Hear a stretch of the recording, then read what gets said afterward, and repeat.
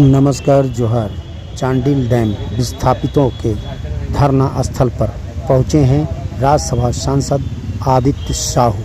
आइए हम इस वीडियो में बतलाएंगे कि राज्यसभा सांसद ने क्या कुछ कहा और जो पीड़ित हैं उनका क्या है मांग। बने रहिए हमारे साथ। धन्यवाद। पर बैठे हुए हैं और आप आए, इनकी सुनी है, इस पर क्या कहेंगे आप? देखिए, जिस प्रकार से इस राज्य में चलने वाली झारखंड मुक्ति मोर्चा और कांग्रेस की सरकार, मुझे लगता है कि संवेदनहीन सरकार है। जनता से दूर दूर तक नाता नहीं है। बगल में मुख्यमंत्री जी का आवास है, बगल में मंत्री जी का विभागीय मंत्री का आवास है। सारे मंत्री, मुख्यमंत्री, सारे प्रशासनिक पदाधिकारी इस राजधानी में रहते हैं और गांव के लोग चांडिल से आकर के 4 दिन से लगातार भूख हड़ताल पे आमरण अनशन पर बैठे हुए हैं। इनसे कोई ना हाल चाल लेने वाला, ना कोई सुध लेने वाला है। पहले से बिजली जल रही तो उसको भी काट दिया गया। शौचालय, जो हमारी माताएं बहनें भी इस आमरण अनशन में बैठी हुए हैं, उनको कितना कष्ट होता होगा आप सोच सकते। जो शौचालय था उसको भी हटा दिया गया।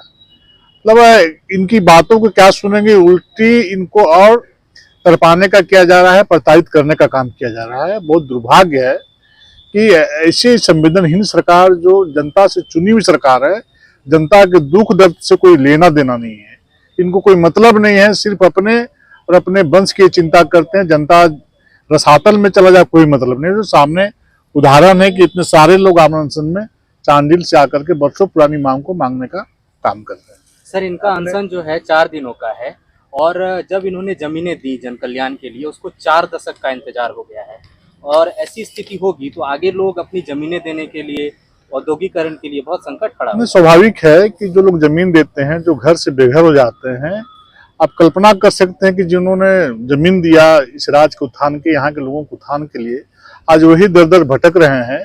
तो उनकी समस्या को तो आप दूर नहीं कर पा रहे हैं, लेकिन कम से कम बातचीत तो करना चाहिए, आके हाल चाल तो पूछना चाहिए, किस परिस्थिति में आप हैं।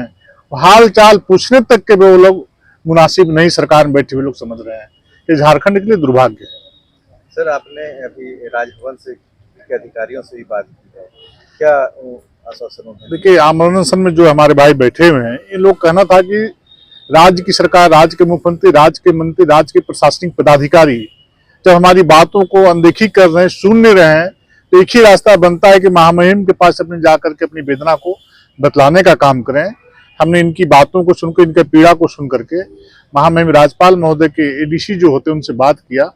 कल उन्होंने 11 बजे का समय दिया है। उन्होंने कहा कि उनका नाम और नंबर भिजवा दें, कल महामहिम जी से इन लोगों को मिलवा देंगे। हमने बात किया है, निश्चित रूप से कल इनकी महामहिम से मुलाकात होगी, अपनी जो समस्या है उनको रखने का काम करेंगे।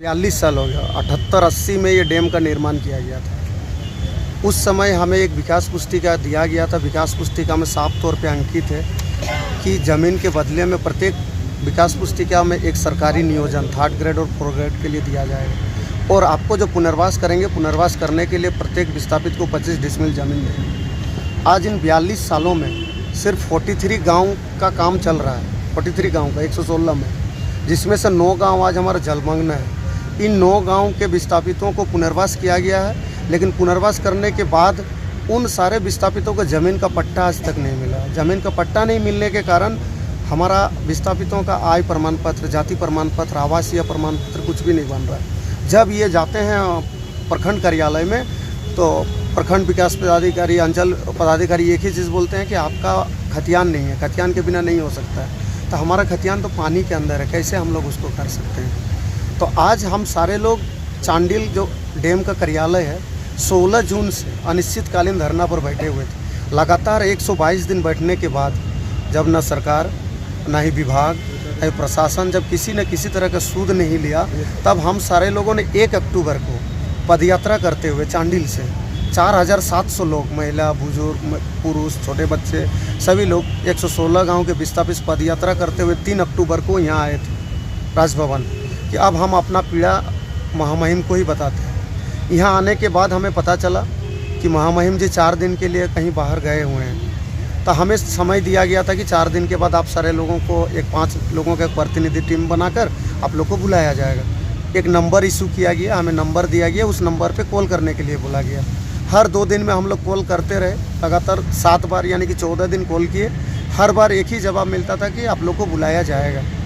धीरज टूटा, बांध टूटा, तो फिर हम लोग 30 अक्टूबर को फिर से नामकुम स्टेशन से पदयात्रा करते हुए आए और 30 अक्टूबर शाम 4 बजे से हम सारे 12 लोग, जिसमें 5 महिलाएं हैं, आमरण अनशन पर बैठ गए। निर्जला, हम लोग जल भी ग्रहण नहीं कर रहे। यहाँ आने के बाद इतना दुख लगा, ऐसा लगा कि हम लोग आज अपना झारखंड प्रदेश के राजधानी में नहीं है, किसी ऐसे क्षेत्र में आ गए हैं कि बाहरी जगह पर आ गए हैं। ये क्योंकि यहाँ आने से पूर्व 17 तारीख को ही हम सारे लोगों ने नगर निगम को, अनुमंडल कार्यालय को, महामहिम को भी अवगत कराए थे कि हम लोग इस पीड़ा में, इस व्यतीत को लेकर हम लोग आ रहे हैं। नगर निगम से हमें एक शौचालय की गाड़ी देना था, पानी टंकी देना था।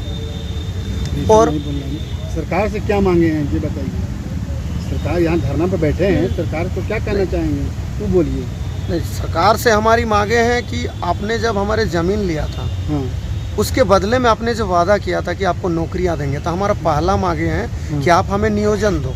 और अगर आप नियोजन नहीं दे सकते हैं तो हमारे भारत देश में ही सुप्रीम कोर्ट 2017 में सुप्रीम कोर्ट ने नर्मदा परियोजना गुजरात और मध्य प्रदेश, उसके तर्ज पर हम लोग का भी मांग है। जब एक देश है, एक राष्ट्र, एक संविधान है, तो अगर भारत देश के किसी डैम में किसी विस्थापित को 60 लाख रुपया मुआवजा मिल सकता है, तो फिर चांडिल डैम विस्थापितों को क्यों नहीं?